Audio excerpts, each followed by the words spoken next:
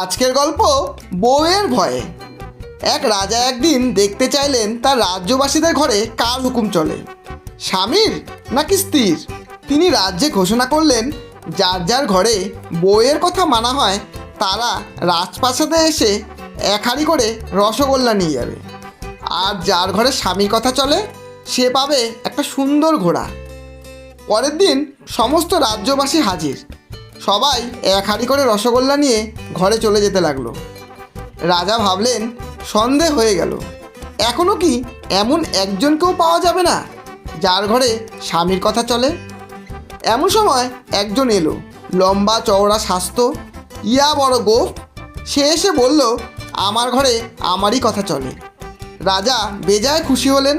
তিনি বললেন, যাও, আমার ঘোড়াশাল থেকে সব থেকে ভালো ওই কালো ঘোড়াটা তোমায় দিলাম। লোকটা ঘোড়া নিয়ে চলে গেল। রাজা খুশি মনে বললেন, যাক, অন্ততপক্ষে একজনকে তো পাওয়া গেল।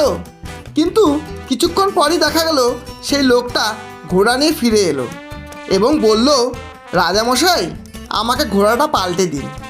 আমার বউ বলল যে কালো রং অশুভ, সাদা শান্তির প্রতীক, তাই সাদা ঘোড়া দিন।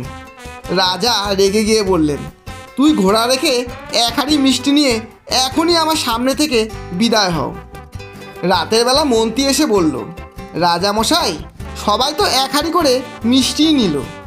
মিষ্টির বদলে আপনি যদি অন্তত 5 কেজি করে চাল দিতেন তো আপনার প্রজাদের কিছু সাশ্রয় হতো।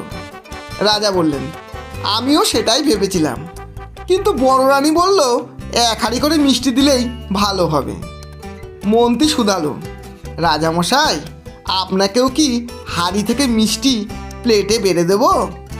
রাজা লজ্জিত হয়ে বললেন, সে কথা থাক, আগে বলো, তুমি রাজসভায় এই মতামত না দিয়ে এখন কেন দিতে এসেছো এই রাতের বেলায়? মন্ত্রীর লাজুক উত্তর, আগামীকাল সকালেই বলতাম, কিন্তু আমার বউ বলল সকালে নয়, এখনই যাও আর রাজামশাইকে বুদ্ধিটা দিয়ে এসো, যাতে করে পরের বারে চাল দেওয়ার ঘোষণা উনি দেন।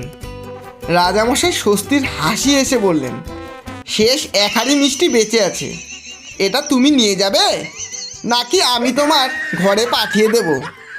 ধন্যবাদ। গল্পটি যদি ভালো লাগে একটা লাইক অবশ্যই দেবেন এবং বন্ধু ও প্রিয়জনদের শেয়ার করে চ্যানেলটি সাবস্ক্রাইব করে পাশে থাকবেন।